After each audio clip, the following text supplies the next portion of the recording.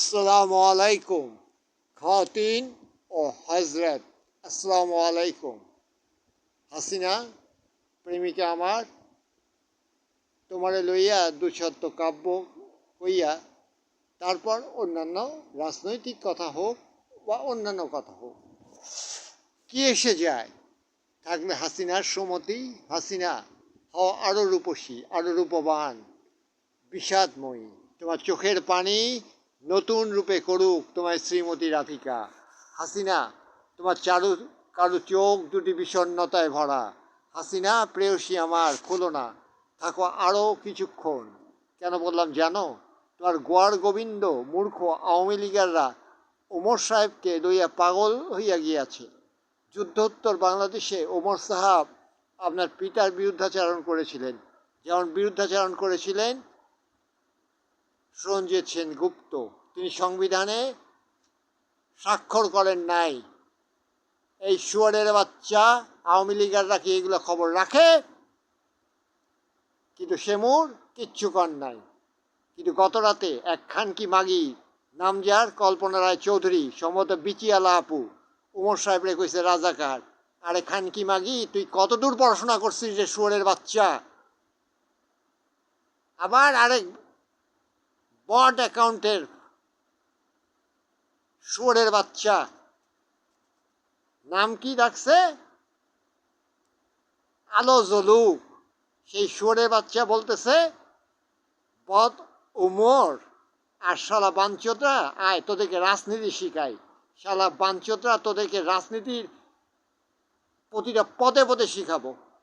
তোরা একটা জিনিস ভুলে গেছিস আওয়ামী লীগ, তোরা একটা জিনিস ভুলে গেছিস, অবিরাম আত্মসমালোচনার নামই হচ্ছে রাজনীতি। অবিরাম আত্মসমালোচনা করতে হবে। আওয়ামী লীগ অবিরাম আত্মসমালোচনা করে নাই বলে আজকে আওয়ামী লীগ দিল্লিতে বসে আঙ্গুল চুষতেছে। এখন তোদেরকে বলি কেন যুদ্ধোত্তর বাংলাদেশে উমর সাহাব যুদ্ধোত্তর বাংলাদেশ লিখেছিলেন। আয় শিখাই, যদি ভুলভাল হয় তাহলে কইস। স্বাধীনতার অব্যবহিত পরে আওয়ামী লীগের কোনো কোনো নেতা এলোমেলো কথাবার্তা বলা শুরু করেছিলেন। নেতৃস্থানীয় কেউ কেউ দম্ভ ভরে অহংকারের সাথে বলেছিলেন আদরতলা ষড়যন্ত্র মামলা সঠিক ছিল। তাহলে 69-এর গণ আন্দোলনের যে স্লোগান আগরতলা ষড়যন্ত্র পিণ্ডি চক্রান্ত কি মিথ্যা ছিল? তাহলে কি মিথ্যে স্লোগানের উপর আমাদের স্বাধীনতা যুদ্ধের অভিযাত্রা শুরু হয়েছিল? সে প্রসঙ্গে আগরতলা ষড়যন্ত্র মামলায় বঙ্গবন্ধু শেখ মুজিব যে জবানবন্দি দিয়েছিলেন তার দু একটি কথা উদাহরণ হিসেবে নেওয়া যেতে পারে। স্কুল জীবন থেকে শেখ সাহেব বা আমাদের বঙ্গবন্ধু বলছেন যে স্কুল জীবন থেকে আমি পাকিস্তান অর্জনের জন্য নিরলসভাবে কাজ করেছি। আমি মুসলিম লীগের সদস্য ছিলাম এবং আমার পড়াশোনার ক্ষতি করেও আমি পাকিস্তান কায়েমের লক্ষ্যে সক্রিয় ছিলাম। 1965 সালে ভারতের সঙ্গে যুদ্ধে অন্যতম রাজনৈতিক নেতা হিসেবে আমি ভারতীয় আগ্রাসনের তীব্র নিন্দা জ্ঞাপন করি এবং পার্টি ও সমর্থকদের সরকারের যুদ্ধ সংক্রান্ত ব্যবস্থাটির প্রতি পূর্ণ সমর্থন জ্ঞাপনে আহ্বান জানাই। আমার প্রতিষ্ঠান পূর্ব পাকিস্তান আওয়ামী লীগ পার্টি ও প্রতিটি ইউনিটের নিকট প্রেরিত সার্কুলারে সরকারের যুদ্ধ সংক্রান্ত প্রস্তুতির প্রতি সম্ভাব্য উপায়ে আবেদন করি। যুদ্ধ চলাকালীন পূর্ব পাকিস্তান গভর্নর ভবনে অনুষ্ঠিত সর্বদলীয় বৈঠকে আমি অন্যান্য রাজনৈতিক নেতৃবৃন্দের সঙ্গে একটি যুক্ত বিবৃতি মারফত ভারতীয় আগ্রাসনের নিন্দা জ্ঞাপন করি এবং জনগণকে দেশের যুদ্ধ প্রস্তুতির ব্যবস্থাটির ক্ষেত্রে ঐক্যবদ্ধভাবে কাজ করার আহ্বান জানাই। যুদ্ধ শেষ হওয়ার পর যখন প্রেসিডেন্ট আইয়ুব খান পূর্ব পাকিস্তান সফর করেন তখন আমন্ত্রিত হয়ে আমিও অন্যান্য রাজনৈতিক নেতৃবৃন্দ তার সঙ্গে বৈঠকে মিলিত হই এবং পূর্ব পাকিস্তানে স্বায়ত্তশাসন দেওয়ার আবেদন জানাই। যুদ্ধের সময় পশ্চিম পাকিস্তান এবং বহির্বিশ্বের সঙ্গে পূর্ব পাকিস্তানের যোগাযোগ সম্পূর্ণ বিচ্ছিন্ন থাকায় অভিজ্ঞতার আলোকে পূর্ব পাকিস্তানকে দেশ রক্ষার দিক দিয়ে সম্পূর্ণ করে তোলার বক্তব্য আমরা উপস্থাপিত করি। আমি তাসখন্দ ঘোষণার প্রতি সমর্থন করি, কেননা আমি এবং আমার জনগণ এ মর্মে বিশ্বাস করে যে আন্তর্জাতিক সমস্ত বিরোধ শান্তিপূর্ণ উপায়ে সমাধান করা সম্ভব। প্রগতির লক্ষ্যে বিশ্ব শান্তির নীতিতে আমরা আস্থাশীল। শুধুমাত্র আমাকে ও আমার পার্টিকে লোকচক্ষে হেয় প্রতিপন্ন এবং নিপীড়ন অপমানিত করার উদ্দেশ্যই মিথ্যাভাবে আমাকে এই তথাকথিত আগরতলা ষড়যন্ত্র মামলায় জড়িত করা হয়েছে। এর মূল উদ্দেশ্যই হচ্ছে পূর্ব পাকিস্তানের আঞ্চলিক স্বায়ত্তশাসন দমন এবং অধিকার আদায়ে বাধা সৃষ্টি করা। এবং আমি নিজেকে নির্দোষ ঘোষণা করছি এবং দায়িত্বহীনভাবে বলতে চাই যে এই কথিত ষড়যন্ত্র সম্পর্কে আমি কিছুই জানি না। আগরতলা ষড়যন্ত্র মামলার জবানবন্দি ছাড়াও শেখ মুজিব 1971 সালে 25শে মার্চের সন্ধ্যায় এক পশ্চিম পাকিস্তানি নেতাকে বলেছিলেন, আমি এক পাকিস্তানের আওতায় এর সমাধান চেয়েছিলাম। ইয়াহিয়া খান চালিয়ে করা সম্ভব। মূলত 47 পূর্বকালে ব্রিটিশ শাসনামলে এদেশের মানুষের মাঝে যে স্বাধীন বাংলার বীজ সুপ্ত হয়েছিল তাই 71 এসে স্বাধীনতার রূপ নেয়। পাকিস্তান আমলে অনেক নেতা অনেক স্থানে স্বাধীনতার কথা বলেছেন, এমনকি বিভিন্ন স্থানে স্বাধীনতার জন্য আন্দোলনের আহ্বান জানিয়ে প্রচারপত্র বিলি করেছেন। জনগণের দীর্ঘদিনের লালিত বাসনা আর পাকিস্তানি শাসক গোষ্ঠীর নিপীড়িত নীতি বাংলার মানুষকে স্বাধীনতায় অনুপ্রাণিত করে। তাই বঙ্গবন্ধু শেখ মুজিবের আহ্বানে তা অতি দ্রুত পরিণতির রূপ নেয়। 1972 সালে 10ই জানুয়ারি স্বদেশে প্রত্যাবর্তনের পর নেতা মুজিব আপনা আপনি সর্বময় ক্ষমতা পেয়ে গেলেন। শুরু হলো তার প্রশাসনিক জীবন। মেহেরপুরের আম্রকাননে শপথ নেয়া স্বাধীন বাংলাদেশ সরকারের অনুষ্ঠানে তাকে প্রথম প্রেসিডেন্ট করা হয়েছিল।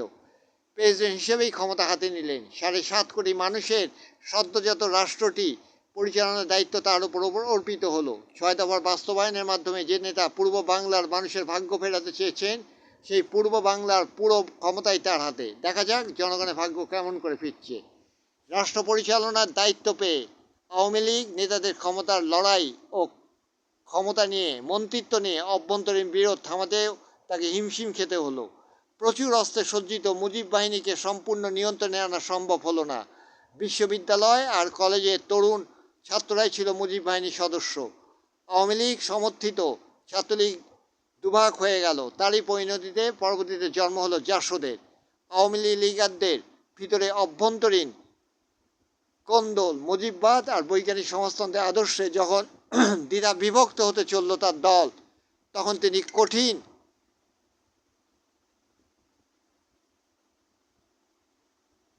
সুকৌশলে দলের অভ্যন্তরীণ কোন্দল নিয়ন্ত্রণে রাখলেন। তবে এক শ্রেণীর চাটুকার আর তোষামতকারীরা বসে রইলেন না। স্বদেশে ফেরার পর থেকেই তোষামতকারীরা আর চাটুকাররা তার হাতে সর্বময় ক্ষমতা রাখার প্ররোচনা জোগালো, আর সেই হয়েছিল বঙ্গবন্ধু মুজিবের ক্ষতির অন্যতম কারণ। তারই ফলশ্রুতিতে প্রেসিডেন্টের পদ বিচারপতি আবু সাইদ চৌধুরীকে ছেড়ে দিয়ে 12ই জানুয়ারি 1972 সালে প্রধানমন্ত্রী হলেন। এর উদ্দেশ্য সংসদীয় পদ্ধতিতে প্রধানমন্ত্রী সর্বময় ক্ষমতার উৎস। সুতরাং প্রধানমন্ত্রী হলে দেশের সর্বময় ক্ষমতা তার হাতে থাকবে।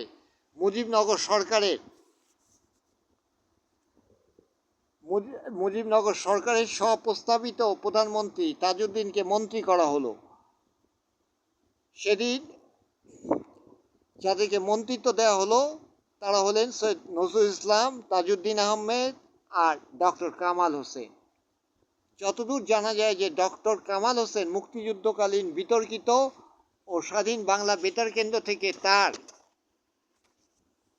বিরুদ্ধে প্রচুর সমালোচনা প্রচার হলেও বঙ্গবন্ধুর সমর্থনের কারণে কেউ বিরোধিতা করেননি। এরপর 19 জানুয়ারি 1972 সালে আরও 3 জন মন্ত্রিত্ব পেয়েছিলেন। তারা হলেন মতিউর রহমান, মোস্তাফিজুর রহমান সিদ্দিকী ও মোহাম্মদ শামসুল হক। এই মন্ত্রিসভা নিয়ে বঙ্গবন্ধু মুজিবের শাসন প্রক্রিয়া শুরু হলো। ক্ষমতা হাতে পেয়ে তিনি অনেক কঠিন কাজ সমাপ্ত করলেন। তার আহ্বানে মুক্তিযোদ্ধাদের অস্ত্র জমা দেওয়া হলো। অনেক অস্ত্র বাইরে রয়ে গেলেও বৃহত্তর অংশ জমা হলো। এছাড়া যে কঠিন কাজটি করলেন তা হলো বিশাল ভারতীয় বাহিনীকে দেশে ফিরে যেতে বলা। তার কথা অনুযায়ী ভারতীয় বাহিনী দেশে ফিরে গেল।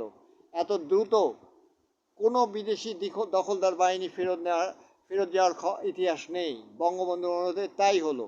তারপর আওয়ামী লীগ নেতারা ক্ষমতা নিয়ে প্রকাশ্যে লড়াই করার বা মাতামাতি করার সাহস পেলেন না।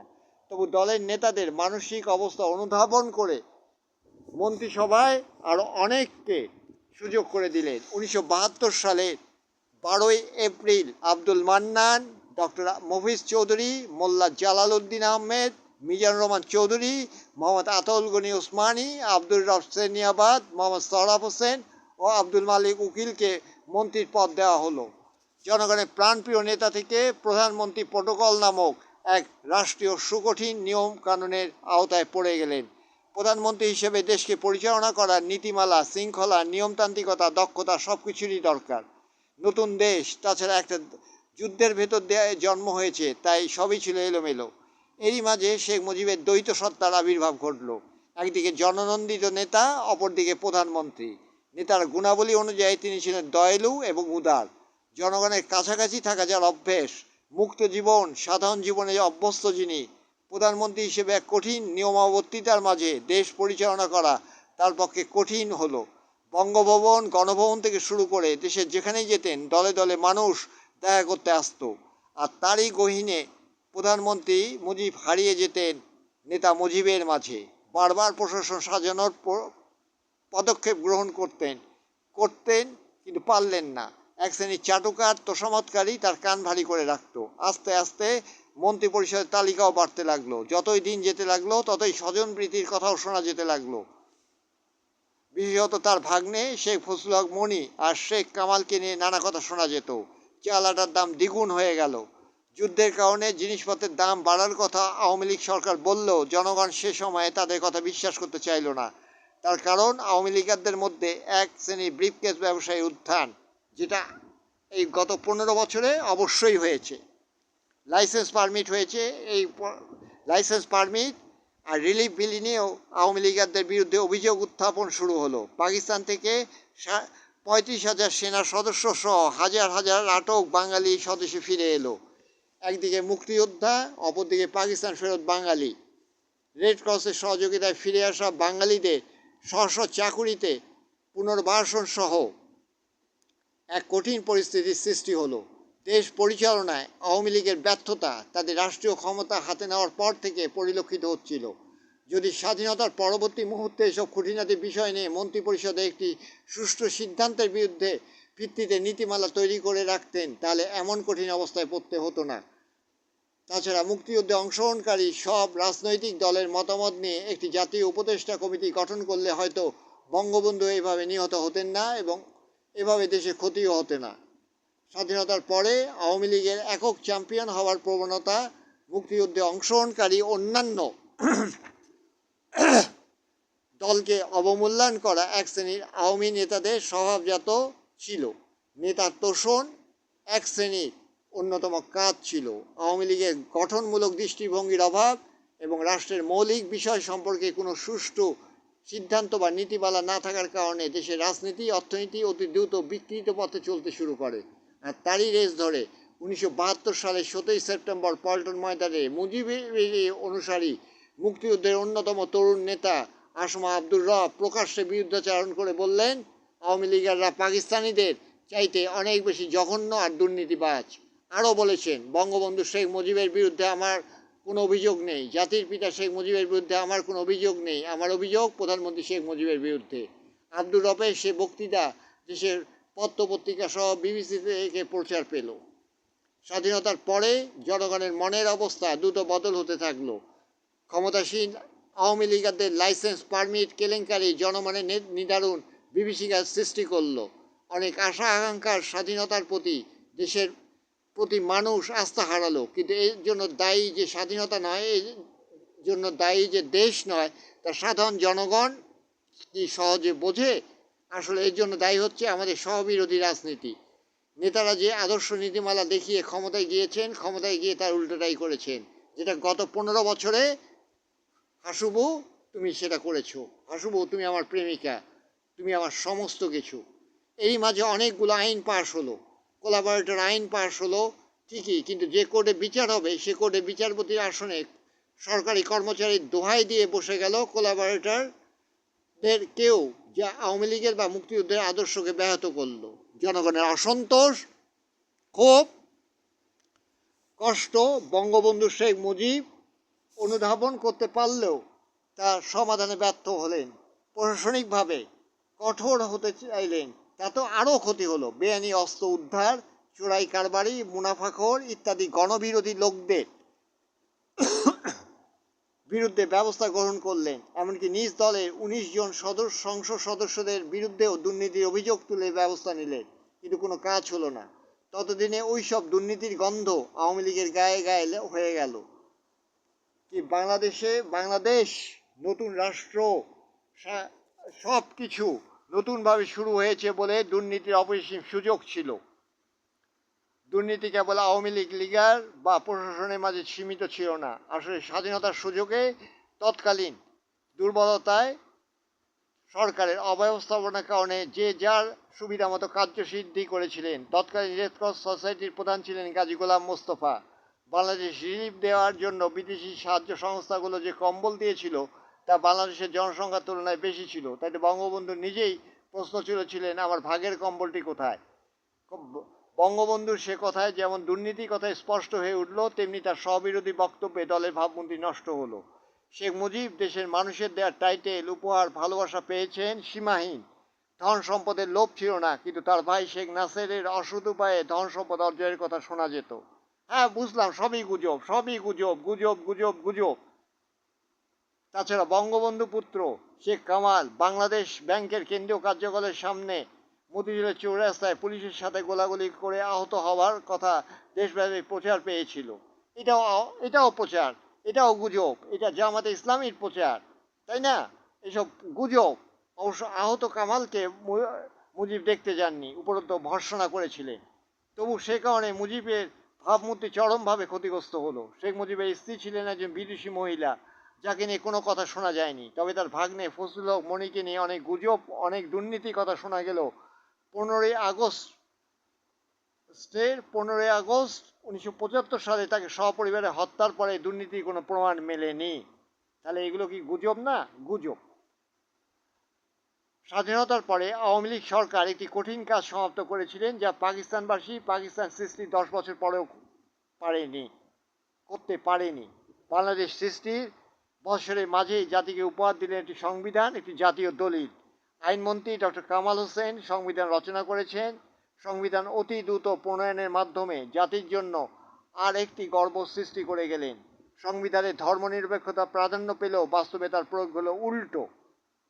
রাষ্ট্রীয় জীবনে সর্বক্ষেত্রে ধর্মকর্মই প্রাধান্য পেয়েছে। সংবিধানে ধর্মনিরপেক্ষতার উল্লেখ থাকলেও ধর্ম নিরপেক্ষতা প্রয়োগের জন্য শিক্ষা, দীক্ষা, প্রশাসন ও রাষ্ট্রীয় জীবনের সর্বক্ষেত্রে যে পরিবর্তনের প্রয়োজন ছিল তা করা হয়নি। মার্কিন যুক্তরাষ্ট্র সহ ধর্মনিরপেক্ষ ও মানবতা দেশগুলিকে লোক গণনার সময় বা রাষ্ট্রীয় কর্মে নিয়োগ প্রদানের সময় ধর্মীয় পরিচয় লেখা হয় না। এমনকি কোনো ধর্মাবলম্বী কতজন যুক্তরাষ্ট্রের সরকার তার হিসাব রাখেন না। এমনকি ধর্মাবলম্বী অনুযায়ী সরকারিভাবে বা রাষ্ট্রীয়ভাবে কিছু করার আছে তাও মনে করেন না। সব নাগরিককে একই নাগরিক সত্তায় বিচার করা হয়। কিন্তু বাংলাদেশের সংবিধানে ধর্মনিরপেক্ষতা লেখা থাকলেও মুজিব সরকারের আমলে বাস্তবে কে কোন ধর্মাবলম্বী তারই প্রাধান্য দেওয়া হয়েছে। এমনকি সরকারি চাকুরি, সেনাবাহিনী সহ সর্বত্র নিয়োগের ক্ষেত্রে ধর্মীয় দিক বিবেচনা করা হয়েছে। বঙ্গবন্ধু নিজেও ছিলেন একজন ধর্মভীরু মানুষ। মুজিব সরকার সরকারি উদ্যোগে মাদ্রাসা বোর্ডে স্থাপন করলেন, ইসলামী ফাউন্ডেশনকে আরও ঢেলে সাজালেন।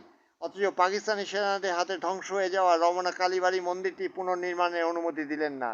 এমনকি সে কালো রাতে পাক বাহিনীর হাতে নিহত পুরোহিত ও মন্দিরের দায়িত্বে যারা ছিলেন তাদের জন্য কোনো সাহায্য করলেন না।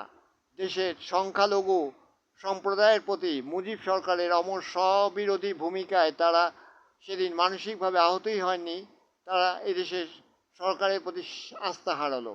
আবার শান্তি সেনের কথা মনে পড়ছে, শান্তি সেনকে নাকি ঝুলিয়ে পিটিয়েছিল। 1973 সালে মুজিব শাসনের দ্বিতীয় বৎসরে আরও এক ন্যাক্কারজনক ঘটনা ঘটল। ভিয়েতনাম যুদ্ধে যুক্তরাষ্ট্রের বোমাবাজির বিরুদ্ধে বাংলাদেশ ছাত্র ইউনিয়ন এক প্রতিবাদ মিছিলের আয়োজন করে। তখন জাতীয় প্রেস ক্লাবের উল্টা পাশে তোপখানা সড়কে ছিল যুক্তরাষ্ট্রের ইনফরমেশন সেন্টার ও লাইব্রেরি।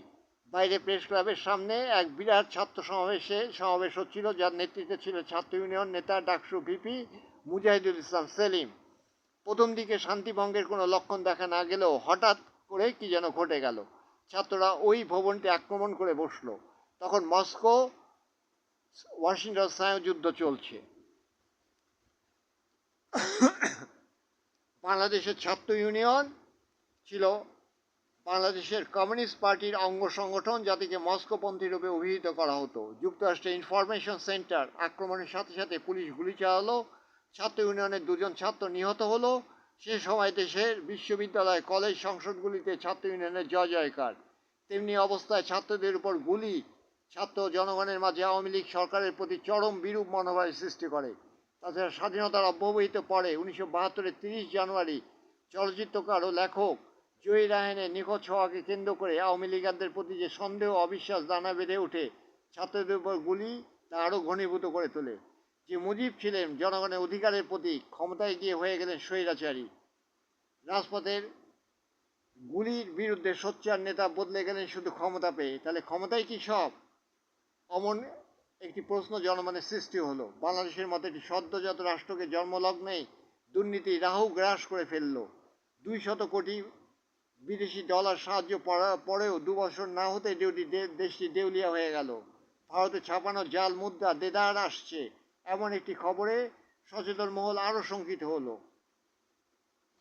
সেনাবাহিনীর ভিতরেও চরম অসন্তোষের সৃষ্টি হলো। শেখ মুজিব সেনাবাহিনীর পিছনে অঢেল অর্থ ব্যয় করা পছন্দ করতেন না। তাছাড়া ভারতীয় বাহিনীর মতো রক্ষী বাহিনী নাম দিয়ে আরেকটি চৌকস অস্ত্র বাহিনী গঠনকে তারা প্রতিদ্বন্দ্বী মনে করল। অতি দ্রুত জনগণের মাঝে অসন্তোষের সৃষ্টি হলেও বঙ্গবন্ধু আওয়ামী লীগারদের সন্তোষের জন্য 1973 সালে মন্ত্রিপরিষদ তালিকায় যোগ করলেন প্রতিমন্ত্রী ও উপমন্ত্রী। 1973 সালে অক্টোবরের 3 তারিখে 13 জনকে প্রতিমন্ত্রী উপমন্ত্রী পদ দেওয়া হলো।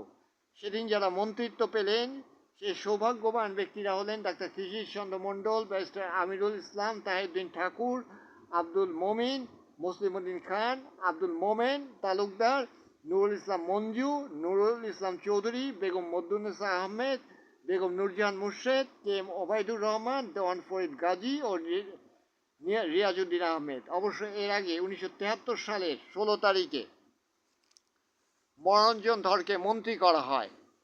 এরই মাঝে 1972 সালে 31শে অক্টোবর জন্ম নেয় আরেকটি রাজনৈতিক দল, জাসদের। জাতীয় সমাজতান্ত্রিক দল নামে এই দলটির নেতৃত্বে ছিলেন আসম আব্দুর রব, শাহজাহান সিরাজ, যদিও সংগঠক হিসেবে সিরাজুল আলম খানের নাম শোনা যেত। উগ্র স্লোগান আর উগ্র বক্তব্য দিয়ে এবং গণবাহিনী নামে অস্ত্রধারী ক্যাডার সৃষ্টি করে জাসদ বৈজ্ঞানিক সমাজতন্ত্রের নামে আওয়ামী লীগ সরকারের ভিতে আঘাত হানতে লাগলো। দুর্ভিক্ষ, দুর্নীতি আর উপোস মানুষের কথা বলে এবং তাদের দলীয় পত্রিকা গণকণ্ঠে গ্রামীণ মানুষের কষ্টমাখা ছবি প্রকাশ করে দ্রুত জনসমর্থন পেয়েছিল। একদিকে সিরাজ শিকদারকে, অপরদিকে আসম আব্দুর রব, দুজনই ক্যাডার রাজনীতি দ্বারা মুজিব সরকারের কাজকে ব্যাহত করে চললেন। ঢালাওভাবে গুপ্ত হত্যাও চলছিল। মুক্তিযুদ্ধে মস্কোর সক্রিয় সমর্থনের কারণে বাংলাদেশের সাথে সোভিয়েত ইউনিয়নের সম্পর্ক ভালো হওয়ায় কমরেড মণি সিংহ, কমরেড মোজাফর আহমেদ আর বঙ্গবন্ধুর মাঝে এক অভ্যন্তরীণ যোগাযোগ ছিল। আওয়ামী লীগের প্রগতিশীল অংশের সাথেও তাদের ছিল মধুর সম্পর্ক। অবশ্য অন্যান্য রাজনৈতিক দলগুলো মণি সিং আর মোজাফরের দলকে বি টিম বলতেন। যতই দিন যাচ্ছিল দেশের অবস্থা ততই খারাপের দিকে যাচ্ছিল। লাখ লাখ ভুকানাঙ্গা ও ছিন্নমূল মানুষের ভিড়ে রাজধানী ঢাকা ভারাক্রান্ত। যদিও কিছুদিন আগে আমরা জানতে পেরেছি যে এটাও জামাতে ইসলামীরই লোকজনের কাজ। ফুটপাত, রেল লাইন, সর্বত্র ছিন্নমূল মানুষের ভিড়। রাজধানীবাসীও বিরক্ত হতে থাকলো। রাজধানীর ভিড় এড়ানোর জন্য ওদেরকে পাঠানো হলো ডেমরা ক্যাম্পে। কিন্তু থাকা খাওয়ার ব্যবস্থা ছিল না। যে শেখ মুজিব বাঙালিদের ভাতে মারার অভিযোগ করেছিলেন পশ্চিম পাকিস্তানের বিরুদ্ধে, সেই মুজিব সরকারের হাতে অন্নহীন, বস্ত্রহীন, ক্ষুধার্ত মানুষ, নগ্ন অর্ধনগ্ন মানুষ, দিশেহারা। হয়তো বঙ্গবন্ধু মুজিব এ পরিস্থিতি চাননি, কিন্তু সামাল দিতেও পারেননি। ইউনিয়ন পর্যায়ে পর্যন্ত লঙ্গরখানা খোলা হলো,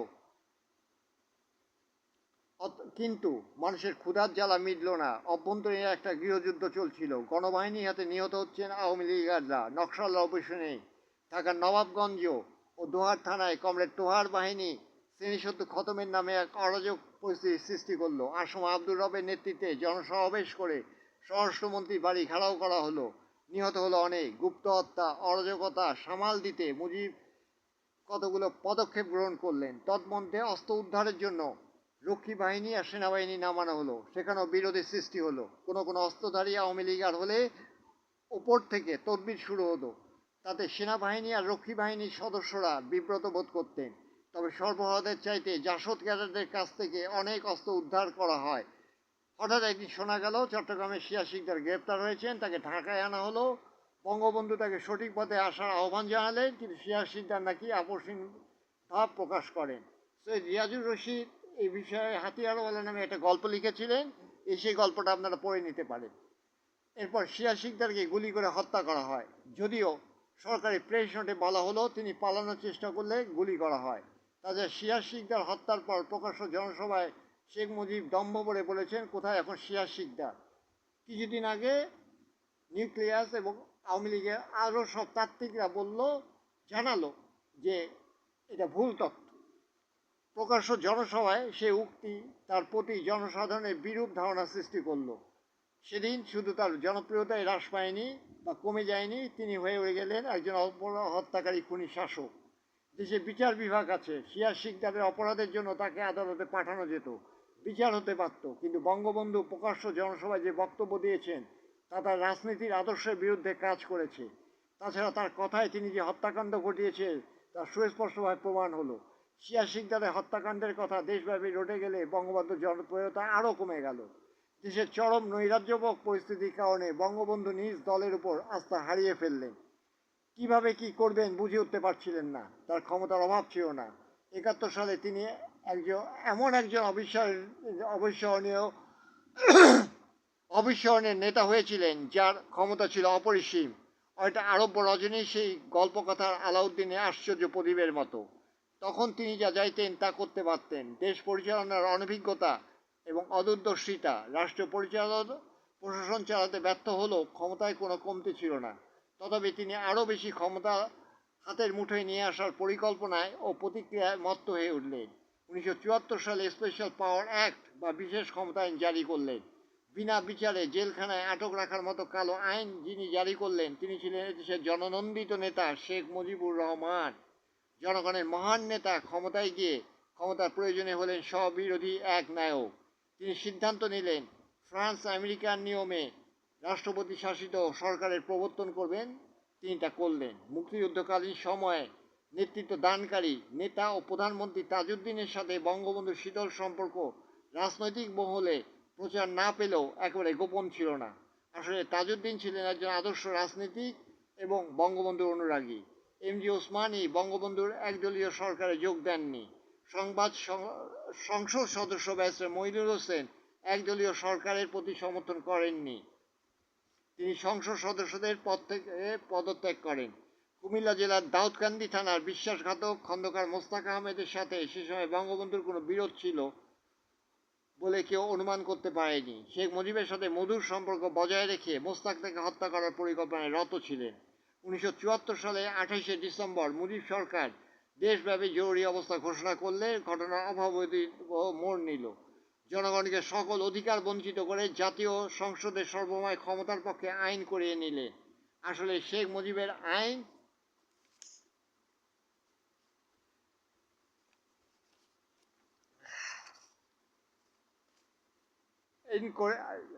শেখ মুজিবের আইন করে ক্ষমতা নেওয়ার প্রয়োজন ছিল না। তিনি ছিলেন ক্ষমতার উপরে ক্ষমতা।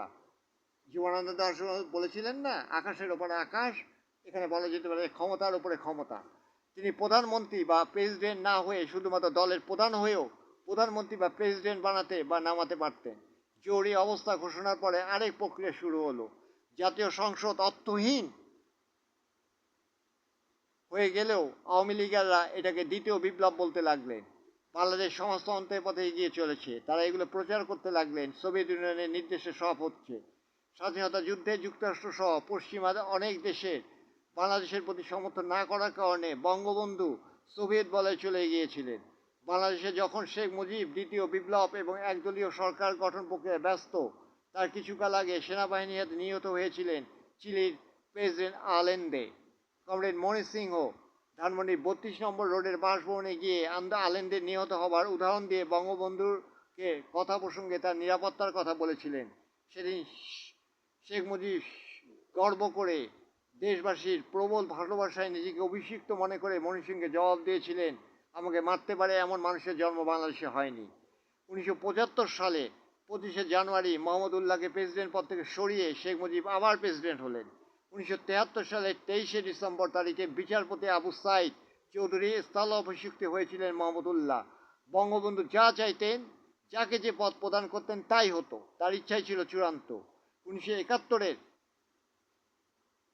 প্রেসিডেন্ট মুজিব আর 1975-এর প্রেসিডেন্ট মুজিবের অনেক পার্থক্য, অনেক ব্যবধান। তিনি ছিলেন জননন্দিত নেতা, মহান পার্লামেন্টেরিয়ান, জীবনভর সংসদীয় গণতন্ত্রের জন্য সংগ্রাম করেছেন। আবার বলছি, সে বঙ্গবন্ধু জীবনভর সংসদীয় গণতন্ত্রের জন্য সংগ্রাম করেছেন। সেই মুজিবই সব বিরোধী কাজটি করলেন, তার নিজের দ্বারাই প্রেসিডেন্ট হয়ে প্রবল ক্ষমতাশালী এক নায়কে রূপান্তরিত হলেন। তার ইচ্ছা অনুযায়ী মন্ত্রিপরিষদে আবার রদবদল হলো। 1975 সালে 26শে জানুয়ারি কয়েকজন বুদ্ধিজীবীকে মন্ত্রীর পদ প্রদান করলেন। তারা হলেন ঢাকা বিশ্ববিদ্যালয়ের রাষ্ট্রবিজ্ঞান বিভাগের প্রধান ডক্টর মোজাফফর আহমেদ চৌধুরী, চট্টগ্রাম বিশ্ববিদ্যালয়ের ডক্টর এ আর মল্লিক, আসাদুজ্জামান খান, আওয়ামী লীগ নেতা মোহাম্মদ কোরবান আলী ও সাবেক রাষ্ট্রপতি মাহমুদউল্লাহকে। অন্যান্যরা ছাড়া সাবেক রাষ্ট্রপতিকে পদের অবনতি করা হলো। তিনি রাষ্ট্রপতি থেকে নেমে এসে আবার কৃষিমন্ত্রী হলেন। 1975 সালের 7ই জুন আওয়ামী লীগ রূপান্তর হয়ে তার নাম বদলে কৃষক শ্রমিক আওয়ামী লীগ, সংক্ষেপে বাকশাল নাম প্রকাশ করলো। বাকশাল গঠনে আরও দুটি রাজনৈতিক দলকে সঙ্গে নিয়েছিলেন, সেগুলো হলো কমরেড মনি সিংয়ের নেতৃত্বে বাংলাদেশ কমিউনিস্ট পার্টি আর অপর দলটি অধ্যাপক মোজাফফর আহমেদের নেতৃত্বে ন্যাশনাল আওয়ামী পার্টি। দুটো দলই ছিল মস্কোপন্থী। অন্যান্য রাজনৈতিক দলকে নিষিদ্ধ করা হলো। এক নেতা এক দল সমাজতান্ত্রিক দেশগুলির নিয়মে সরকার বানানোর প্রক্রিয়া শুরু হলো। অন্যান্য দল থেকে দলে দলে লোক বাকশালে যোগ দিলেন। বাকশালে যোগ দেওয়ার হিড়িক পড়ে গেল। তিনি সেনাপ্রধান পদাধিকার বলে বাকশালের সদস্য হলেন। এছাড়া বুদ্ধিজীবী, শিক্ষাবিদ, সাংবাদিকদের অধিকাংশই যোগ দেওয়ার কথা শোনা গেল। বাকশাল গঠনের প্রক্রিয়ায় একান্ত কাছের লোকদের নিয়ে 15 সদস্য বিশিষ্ট নির্বাহী কমিটি গঠন করলেন। তারপর 115 সদস্য বিশিষ্ট একটি কেন্দ্রীয় কমিটি, তার নিচে 21 থেকে 32 সদস্য বিশিষ্ট 5টি কমিটি, যা মহিলা, কৃষক, শ্রমিক, যুবক ও ছাত্রদের নিয়ে কাজ করবে। তাছাড়া 61টি জেলা সৃষ্টি করে 61 জনকে জেলা গভর্নর নিয়োগ করলেন। এই প্রথম দেশের জন্য একটি অর্থনৈতিক মুক্তির পদক্ষেপ নেওয়া হয়েছে বলে বাকশাল থেকে বলা হলো। শুধুমাত্র 4টি সংবাদপত্র রেখে আর সবকটি সংবাদপত্র বন্ধ করে দেওয়া হলো। প্রেসিডেন্ট মুজিবের মনোনীত জেলা গভর্নররা রাজনৈতিক প্রশিক্ষণ শেষে ক্ষমতা গ্রহণের মাত্র 2 দিন বাকি থাকতেই একদিন প্রত্যুষে বাংলাদেশ বেতার ঢাকা কেন্দ্রের একটি ঘোষণা সারা দেশের মানুষকে থমকে দিল। প্রথম ঘোষণাতেই বাংলাদেশ বেতারের বদলে রেডিও বাংলাদেশ, তারপর হত্যার খবর। পরপর কয়েকবার প্রচার করা হলো। সেদিন 15ই আগস্ট 1975 তার ঢাকা বিশ্ববিদ্যালয়ে একটি অনুষ্ঠানে যাওয়ার কথা ছিল এবং সেই অনুষ্ঠানে তাকে অনারারি ডক্টরেট দেওয়া হতো। এর পূর্বে তিনি আন্তর্জাতিক জুলিও কুরি শান্তি পুরস্কার পেয়েছিলেন। হঠাৎ বঙ্গবন্ধুর হত্যার সংবাদে সারা দেশের মানুষ কিংকর্তব্য বিমূঢ় হয়ে গেল। রাজধানী ঢাকা সহ সমগ্র দেশের মানুষ একে অপরকে প্রশ্ন করলো, এ কী হলো? শেখ মুজিবের হত্যা সংবাদের পর খন্দকার মোস্তাককে রাষ্ট্রপতি করার কথাও প্রচার করা হলো। তাতে জনমনে আরও বিভ্রান্তির সৃষ্টি হলো। জনগণ মনে করলো আওয়ামী লীগই ক্ষমতায় আছে। বঙ্গবন্ধুর মৃত্যু হয়তো আওয়ামী লীগের অভ্যন্তরীণ কোন্দলের ফল। অবশ্য মুজিবের হত্যার পর সান্ধ্য আইনের ঘোষণা প্রচার করা হলেও জনগণ অবাধে চলাফেরা করেছে এবং সেই সময়কার মার্কিন রাষ্ট্রদূত বোস্টারকে ঘোরাফেরা করতে দেখা যাওয়া সহ হত্যাকাণ্ডে তার জড়িত থাকার কথা সর্বত্র আলোচিত হয়। প্রশ্ন হলো, 2 জন সেনা অফিসারের নেতৃত্বে এই হত্যাকাণ্ড সংগঠিত হয়, কিন্তু কোথায় ছিলেন তিনি সেনানায়ক, কোথায় মন্ত্রিপরিষদ? 71-এ বাংলার মানুষ যার নাম শুনে ঝাঁপিয়ে পড়ল, 75-এ এসে সেই নেতাকে, তার পরিবারকে হত্যা করা হলো নৃশংসভাবে, অথচ তার জন্য কিছুই করা হলো না। এতেই প্রমাণিত হয় আওয়ামী লীগ সরকারের সেনাবাহিনীর কর্মকাণ্ডের উপর দখল ছিল না, তাদেরকে সুসংবদ্ধভাবে গড়া হয়নি। তার সাথে আওয়ামী লীগের রাজনৈতিক অসহায়তাই প্রমাণ হলো। মুজিবই ছিলেন সব। সেনাবাহিনীর চেইন অফ কমান্ড কাজ করেনি বলেই জুনিয়র অফিসারদের দ্বারা অমন একটি হত্যাকাণ্ড সংঘটিত হয়েছে। আর আওয়ামী লীগ ব্যক্তিপ্রভাবের ঊর্ধ্বে গিয়ে তাদের রাজনীতিকে প্রাতিষ্ঠানিক রূপ দিতে পারেনি বলেই সেদিন এত বড় হত্যাকাণ্ডের পর খুনিরা পার পেয়ে গেল। 70-এর জনপ্রিয় আওয়ামী লীগ 75-এ এসে জনপ্রিয়তা শূন্যের কোঠায় পৌঁছে গেল। এর একটি কারণ হচ্ছে স্ববিরোধী রাজনীতি, কর্মসূচির সাথে কর্মের মিল ছিল না বলেই এমন হয়েছে। হাসুবু, তুমি যে বারবার বলো স্বজন হারানোর বেদনা কি মুক্তিযুদ্ধের সময় কেউ পায়নি? এই কথাটা তোমাকে বদলাতে হবে হাসুবু। তুমি শুধু তোমার পরিবার হারাওনি, আরো হাজার হাজার হাজার হাজার মানুষ পরিবার হারিয়েছে, স্বজন হারিয়েছে। এই কথা তোমাকে বদলাতে হবে হাসুবু। অবিরাম আত্মসমালোচনা করার রাজনীতি থেকে তোমরা দূরে সরে গেছো, অনেক অনেক দূরে সরে গেছো। অবিরাম আত্মসমালোচনা করতে হবে। রাজনীতি করতে গেলেই অবিরাম আত্মসমালোচনা করতে হবে। ক্ষমতার ওপরে ক্ষমতা, ক্ষমতাই সমস্ত কিছু না। হাসুবু, ভালো থেকো, খুব ভালো থেকো, খুবই ভালো থেকো। আর কি বলবো, সব গাল পেল্লু উদ্গান্ডুর দলকে নিয়ে তোমার দিনকাল চলছে। ফেসবুকে যাদেরকে দেখছি তারা বদরুদ্দিন উমরের বা উমর সাহেবের কিছুই বুঝেনি। এই যে কথাগুলো বললাম, এইটাকে বলা হয় ইকেন পুলার নীতি, যেটা আমেরিকান নীতি। এটা যুদ্ধোত্তর বাংলাদেশে বদরুদ্দিন উমর বারবার শেখ মুজিবকে সাবধান করে দিয়েছিলেন, কিন্তু শেখ মুজিব শুনেননি। অহংকার পতনের মূল। রোম যখন পুড়ে নিরো তখন বাঁশি বাজায়। আর কি বলবো, আর তো বলার কিছু নাই, কিচ্ছু নাই, কিচ্ছু নাই। আততাই সূর্যাস্ত, আততাই সূর্যাস্ত, আততাই সূর্যাস্ত। এদেশে পাখিরার গায় না তো গান, পুষ্পরাশি আন্দোলিত হয় না বাতাসে। হত্যা হত্যা খেলা চলে, আর কত কি চলে। হোমনা বাজারে অসংখ্য দোকান, সবাই কেমন অচেনা শরীর নিয়ে স্তব্ধ হয়ে আছে। আর তার মধ্যে মৃত্যুর মতন ভয়ঙ্কর অসংখ্য নতুন পাকিস্তানি পতাকা উঠছে। ঢাকায় সাহেবদের গোরস্থানে নামের ফলক যেমন দেখেছি ঠিক তেমনি। প্রত্যেক বাড়িতে, ঘরে, গাছের মাথায়, ভিখিরির অস্থায়ী ডেরায়, সিঁড়িতে, নৌকায়, গন্ধরাজ গাছে, লেবু বনে, কদম্ব শাখায়, খড়জালে বাড়িগুলো শূন্য, ঘরেতে মানুষ নেই। হাসুবু, কথাগুলো মনে রেখো। স্বজন হারানোর বেদনার কথা বারবার বলতে গিয়ে সেটা পচে গেছে, পচে পচে পচে একেবারে গন্ধ ছড়িয়ে গেছে। এইসব থেকে তোমাকে দূরে সরে আসতে হবে। অবিরাম আত্মসমালোচনা করো হাসুবু, অবিরাম আত্মসমালোচনা করো। বারবার ভাবো হাউ টু চেঞ্জ ইট। আল বিদা, শুভরাত্রি। শুভতর হোক বাংলাদেশ, শুভতর হোক সকলের দুঃস্বপ্ন। বিদায়, বিদায় হে বন্ধু।